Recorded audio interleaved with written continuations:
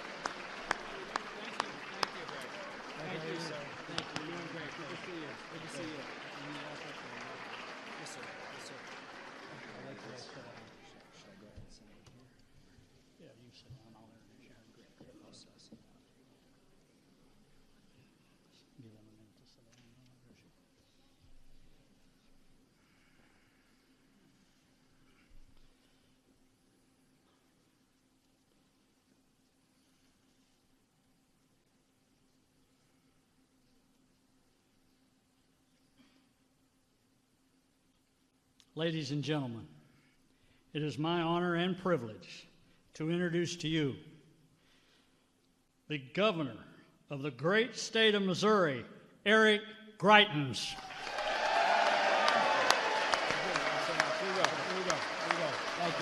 Thank you. Thank you. Thank you very much. Thank you. Thank you. Thank you, please. Thank you. Thank you. Thank you, please. Thank you. Thank you, please. Please. Thank you, Lieutenant Governor Parson, and thank you. Thank you very much. Thank you. Thank you, guys. Thank you. Thank you, guys. Thank you. Thank you very much. Thank you, please. Please have a seat, please. Thank you. Thank you. Thank you, Lieutenant Governor Parson. And thank you, Speaker Richardson, and members of the Missouri House. And thank you, President Pro Tem Richard, members of the Missouri Senate, Chief Justice Breckinridge, and the judges of the Supreme Court, our state officials, and our honored guests. And thank you to Sheena, my beautiful wife and our First Lady.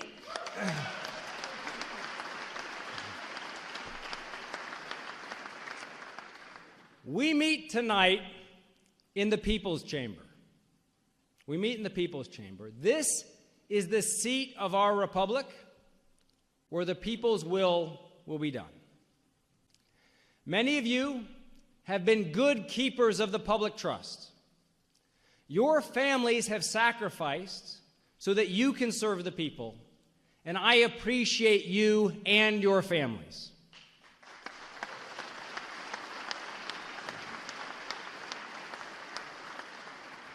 Yet we also know that too many good, strong public servants have come here only to see the will of the people obstructed and too often corrupted by insiders and by lobbyists. This is a big place with a powerful purpose, and it in the past has too often been consumed by small goals and petty politics.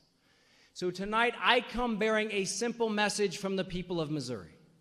They want a government that fights for them, and I come as an outsider ready to lead that fight. Thank you.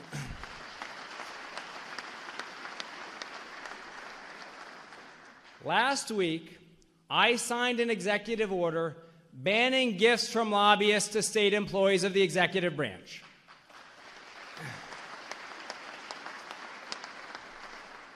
I think that all elected officials should do the same, and I thank Speaker Richardson, President Richard, Senator Kehoe, Representative Searpoy, and other leaders in this room for their commitment to passing a ban on gifts from lobbyists.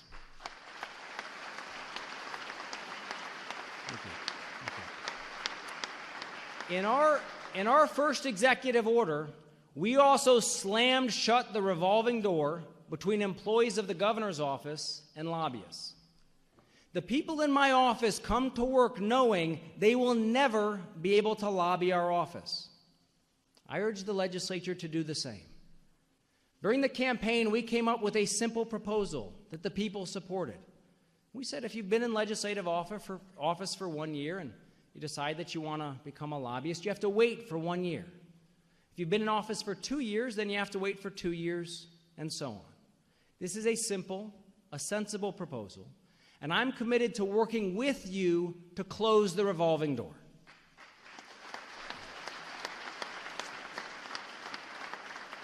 I also call on this legislature to put on the ballot term limits for every statewide office holder.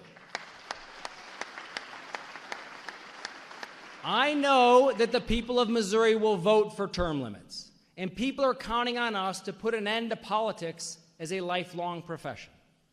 This is the people's government, and these basic measures will begin to restore our people's trust in their government. Missourians are a hardworking people. They want good, quality jobs. I remember being out one morning, meeting folks and shaking hands at a diner in Portageville. It was 5 a.m. It was going to be a hot day, but people were up and they were ready to work. In county after county, in Pemiscot County and in Dunklin County and in Mississippi County, I spoke to people who want to work, who want a job, who want to provide for their families. And they are sick of seeing their friends have to get in a truck and drive across state lines for work. But they look over the border and they see opportunity. They see that in Arkansas and in Tennessee, paychecks are getting bigger. They see other Midwestern states like Indiana and Michigan that are leading the nation in new factory job growth. Since 2009, the country has had 10% private sector job growth. If we had grown just as fast as the rest of the country since 2009, we would have 120,000 more jobs here in the state of Missouri. And if income in Missouri had risen at the same rate as the rest of the country, the average Missouri family would be making $2,400 more every year. Instead, we've fallen behind. And the people have sent us a message. We must do everything in our power to put people back to work in good, high-paying jobs.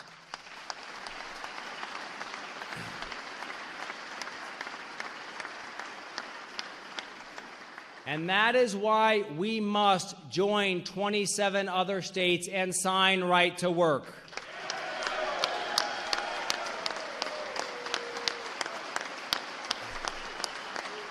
That is why, thank you. That is why we must also do away with expensive project labor agreements that drive up the cost of construction and slow down important projects in our communities.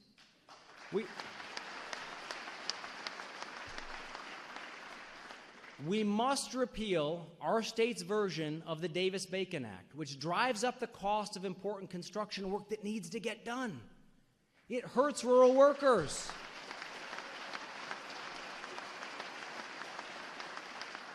It sets back rural families.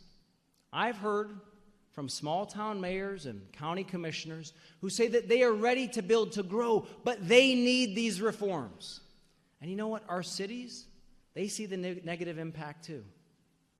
People are tired of losing new jobs to Indianapolis, to Nashville, or Des Moines. We must stay competitive. That's why we will eliminate these ineffective and outdated laws. We will tap into the ingenuity and the hard work of Missourians because Missourians are ready to work.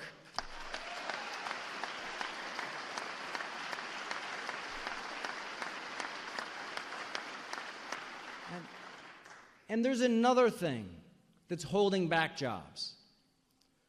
There's a report released about a month ago that looked at every state, every city, and every county in the United States.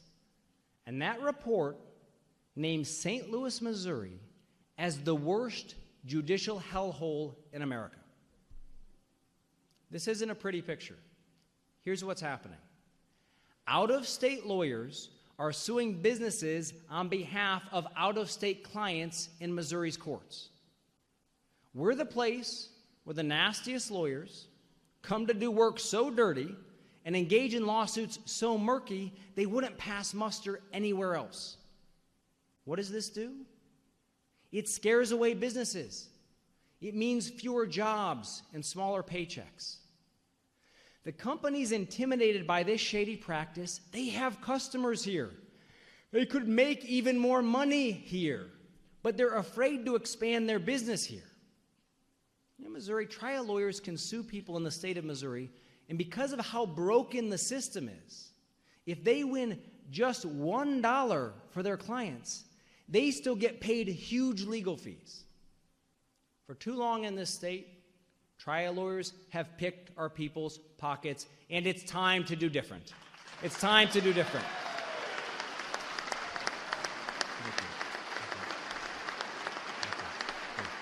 Thank you. Thank you. Thank you. Thank you. Now, my friends, there are some common sense changes that we can make to fix this. We need, for example, to move to the Daubert standard for expert witness testimony. Right now, our standards are far too low. Right? By moving to the Daubert standard, we'd be adopting the same standards used by the federal government and 39 other states. We need to change our joinder and venue rules to end these out-of-state lawsuits, and we must end frivolous lawsuits by reforming the Missouri Merchandising Practices Act.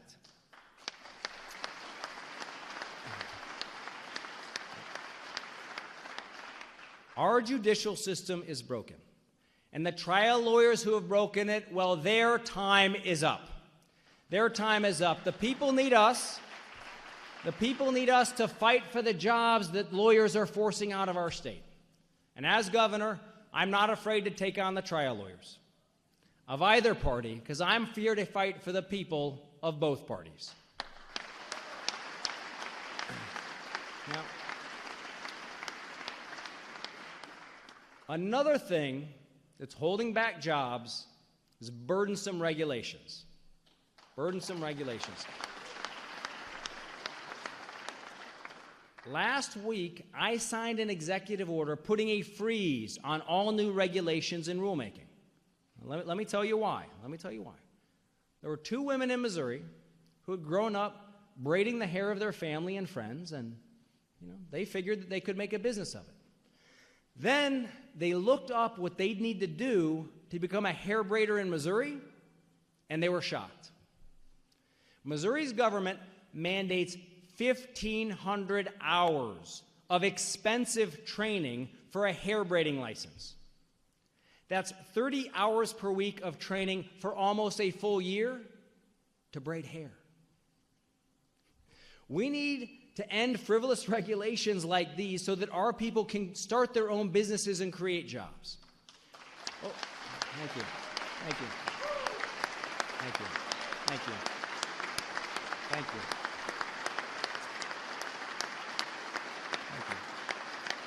Thank you. Over the course of the last 17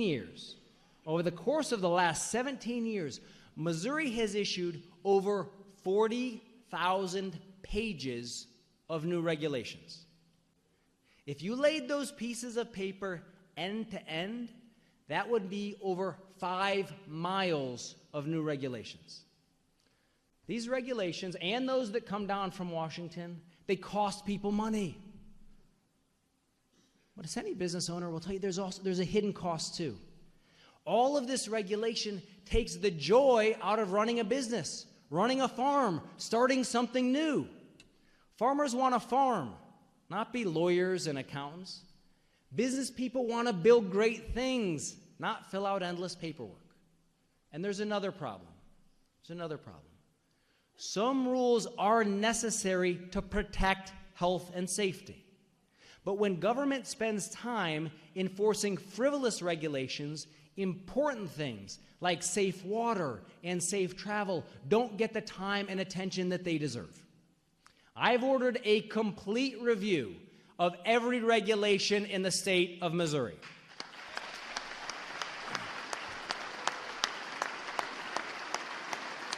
Thank you.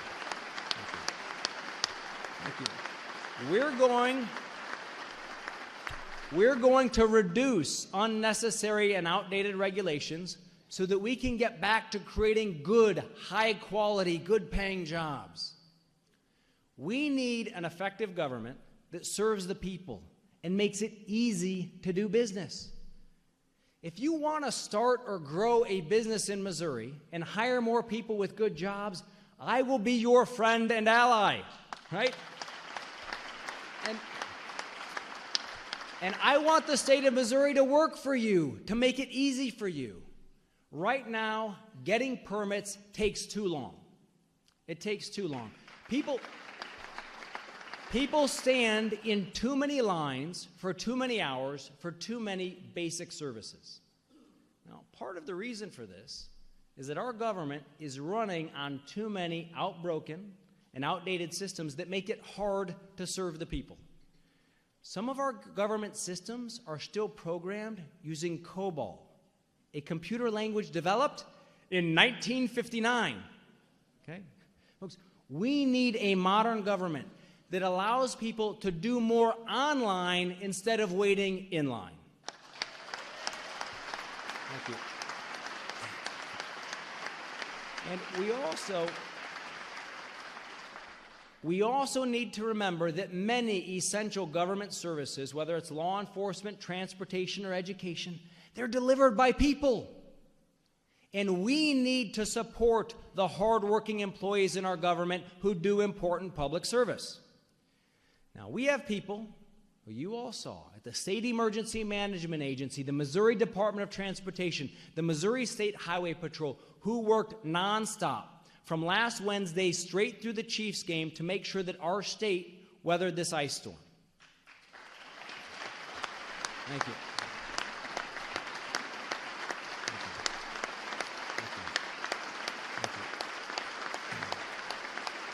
Thank you. Thank you.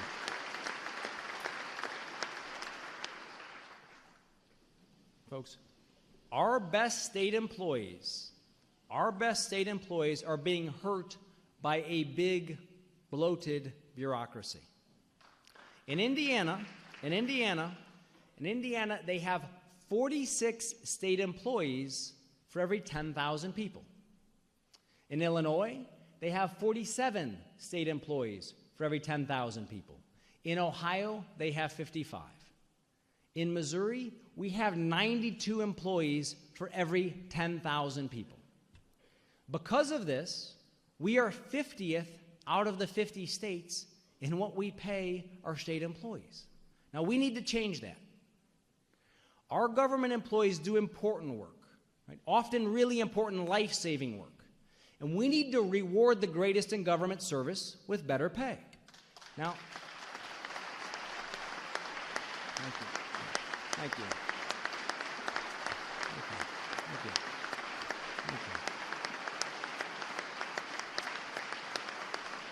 Now this is how a good business would run. We'd pay and promote our best people and make sure they know they are valued. And we'd have a government focused on doing fewer things, but doing them well. That's how we'll be able to pay our star performers what they deserve. And that's one of the reasons I'm committed to civil service reform, with a focus on making a smaller government that works better for all of our people and will make Missouri a better place to do business. Thank you. And there's another thing that's holding back our jobs, and that is our burdensome, complex, and unfair tax credit system. Folks,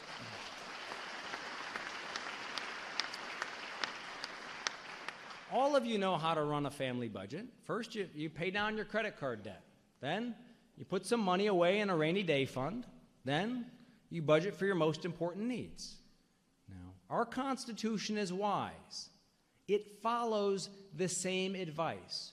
Our Constitution lays out where our tax money should go. First, it's supposed to pay off the debt. Then, it's supposed to fund our priorities. There's a lot of wisdom there. But unfortunately, the people who get paid first today are insiders and lobbyists who have rigged the system to get special interest tax credits. Insiders are gaming this system. Since 2010, almost $2 billion has been promised to special interests. The people taking the money swore it was going to create jobs, but their performance has not lived up to their promises. If special interest tax credits made for a prosperous economy, Missouri would be thriving. What our people want is a tax structure that is simple, fair to everyone, and low.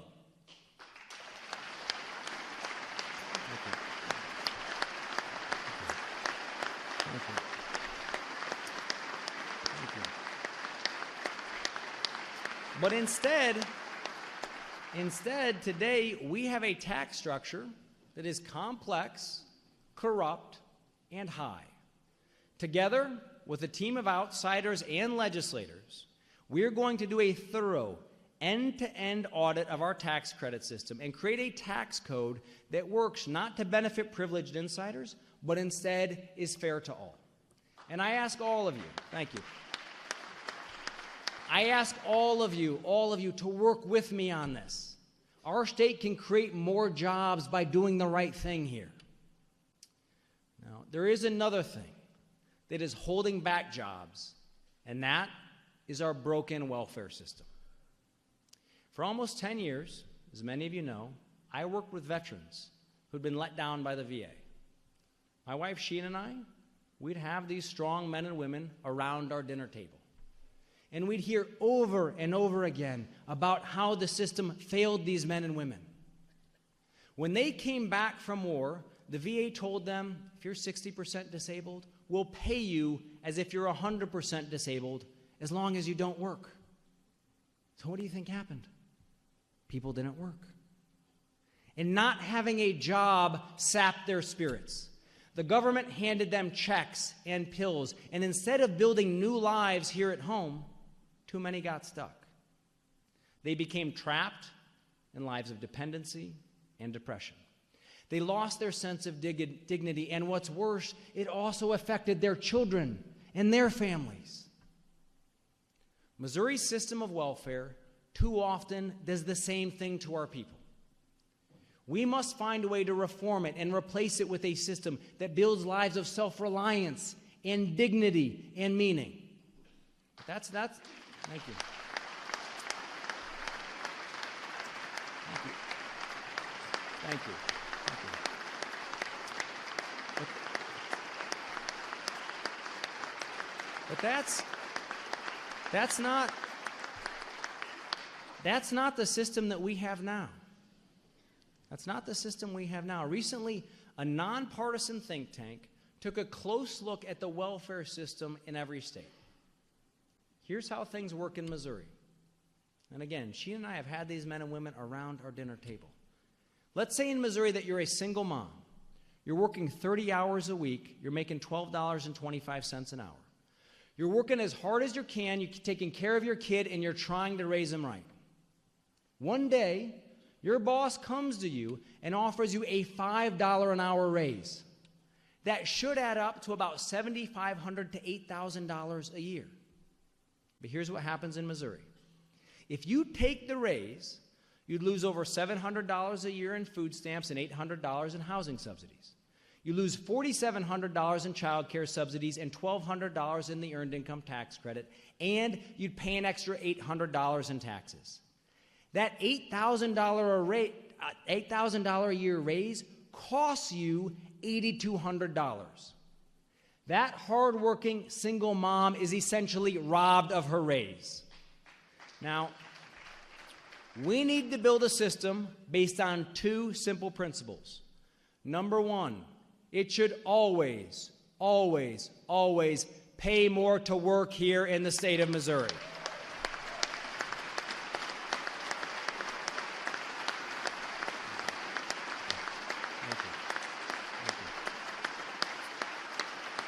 And number two, if your boss gives you a raise, you should make more money, right? And I will work with all of you to build a system that lifts people out of poverty and into the middle class, one based on hard work and personal responsibility.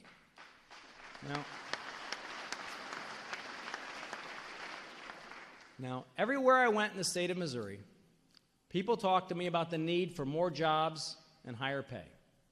They also talked about the need for safer streets. Now, despite the failures of past politicians, the vast majority of the people in this state know, honor, and respect the men and women of law enforcement.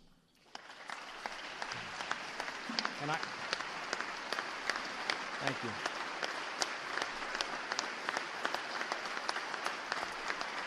And I want to say to those men and women of law enforcement from this podium and from this place that we thank you and we thank your families who sacrifice every day so that we can be safe.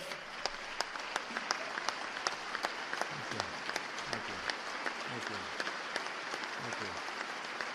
Thank you.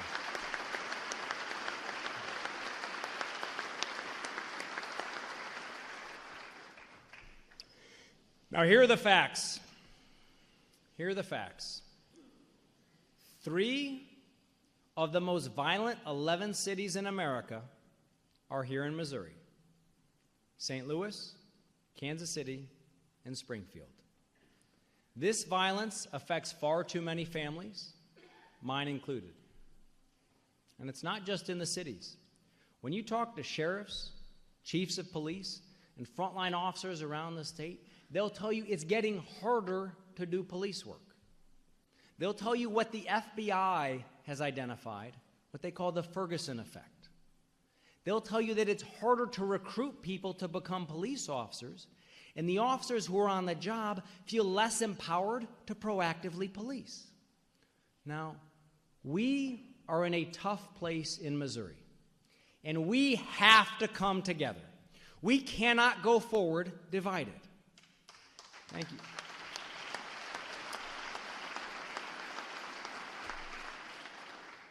God has not given any of us a monopoly on wisdom, and we have to make an effort to understand. We will work with the law enforcement community, concerned citizens, and clergy to update our peace officer standards and training. Thank you. We will make sure that all of our officers have the training, resources, and support they need both to protect themselves and to build strong relationships in their communities.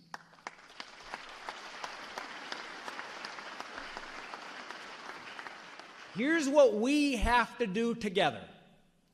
We have to make this the greatest state in America to be a law enforcement officer, firefighter, or first responder.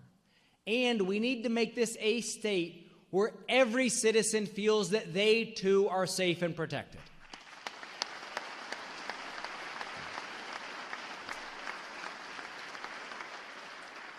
I want to establish a blue alert system so that we can find and bring to swift justice anyone who assaults a law enforcement officer. And my administration will work with this body to pass the toughest laws in the country for anyone who assaults a peace officer.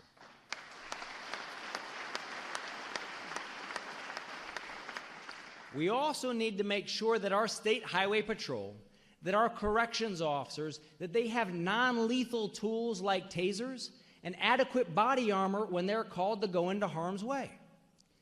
We also need to stand by our law enforcement officers, our firefighters, and our first responders by aggressively applying for Homeland Security, SAFER, and AFG grants to make sure that they get every federal dollar that they deserve. We have to, and we will, work with the Department of Defense and with our military representatives here at home, including at Fort Leonard Wood, to make sure that our military police officers and military firefighters can much more easily come back home and continue to serve on the streets here in the state of Missouri. Now, we will do these things, but we need all of you to work alongside us to make Missouri safe. And those of us in this room, we have a particular obligation. It is an obligation to hear people who are often unheard, to understand the frustrated, to listen to those who too often do not have a voice. We need a justice system that does justice by all of our people. As a constitutional conservative, I believe, as so many of you do, that the Constitution applies to every citizen.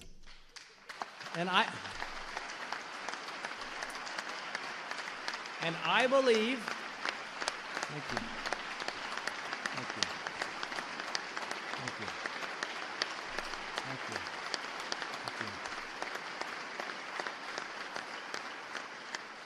And I believe in the Sixth Amendment, which guarantees the right to a fair trial and adequate legal representation for all. I believe, as many of you do, that we must reform our corrections system. I believe that our corrections officers, they do hard work. They do it under difficult circumstances. And I am committed to standing by them and to standing up for them in order to protect them. And in fact, in order to protect every citizen in Missouri, we need to find ways to reduce recidivism. If somebody gets out of prison, we want them to go to work. We want them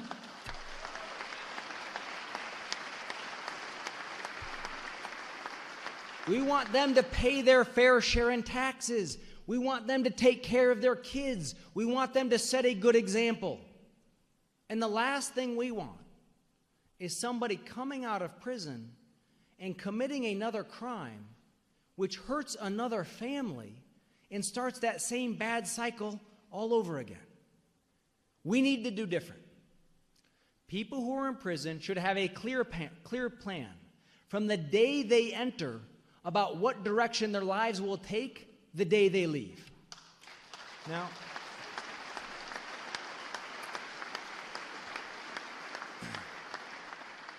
to tackle this problem, we need to engage groups from across society.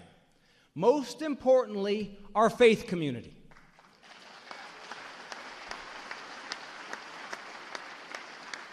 I have seen that a turn towards faith can actually save lives in prison. And I will welcome our churches and our synagogues into our corrections facilities. These steps are just the beginning. And the path towards safer streets for all is built on a combination.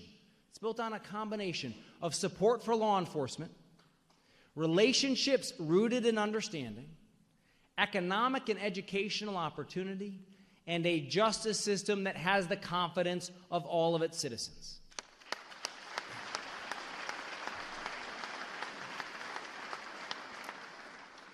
Peace is more than the absence of war. And safety and security are more than the absence of violence. Safety and security are built on the basis of understanding. And we in the People's House, we must be examples for making an effort to understand each other and to bring communities together.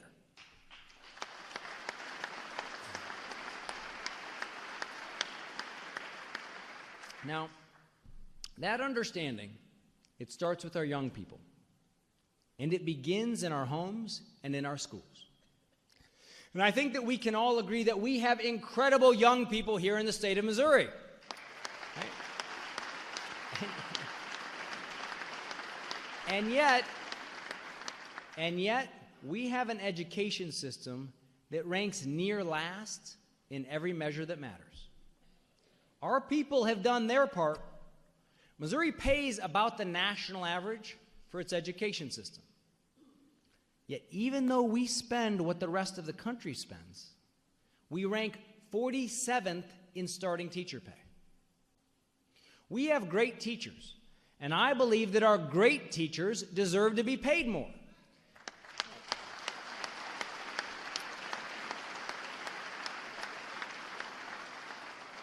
And let me be perfectly clear. This administration is committed to protecting teacher pensions.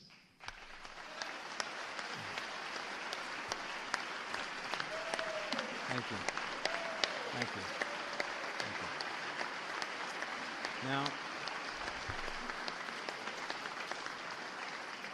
Now, what we need to do is to make sure that the money we spend finds its way into the classroom.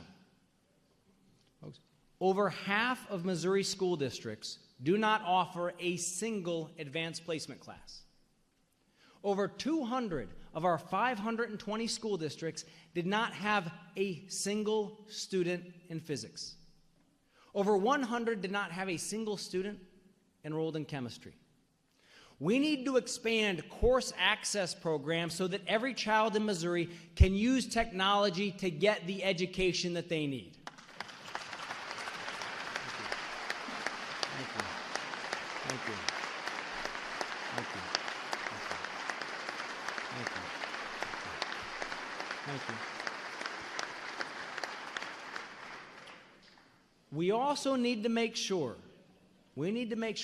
that every child in Missouri, especially those kids with special needs, get a fair shot at the American dream.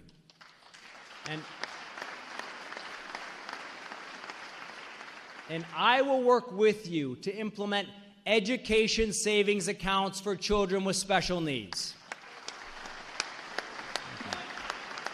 Thank you. Thank you. Thank you. Thank you. Thank you. Education savings accounts are simple. As all of you know, kids with special needs, they have IEPs, individualized education plans. With education savings accounts, parents are able to use their fair share of state education money in a way that fits with their kids' needs. Arizona was the first state in the country to try these accounts, and the program has been a success. Parents are much happier with their children's education, and children are able to get the kind of education that meets their needs. We do best when we put power into the hands of our parents and our teachers at the local level. Thank you. Thank you. Thank you. Thank you. Thank you. Now, I believe that special needs families, they know their children best. And it's time we gave control back to those parents to select the best possible education for their children. Look, every kid in the state of Missouri, whether in public school, private school, or homeschool, they deserve a fair shot at the American dream. And these are just a few of the things that we can do to make that happen. Now, what I have outlined tonight are some of the simple and sensible requests that the people have for all of us. And this is how we begin. Not every problem that we're facing in the state of Missouri can be solved in the next week, or the next month, or the next year. But this agenda is a strong and a bold start, and I welcome you to join me in it. Thank you. Thank you. Thank you.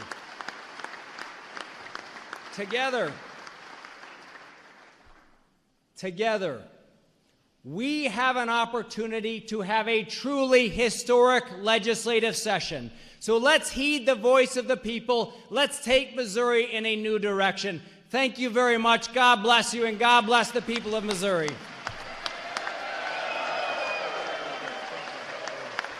Thank Thank you. Thank you. Thank you very much. Thank you. Thank you.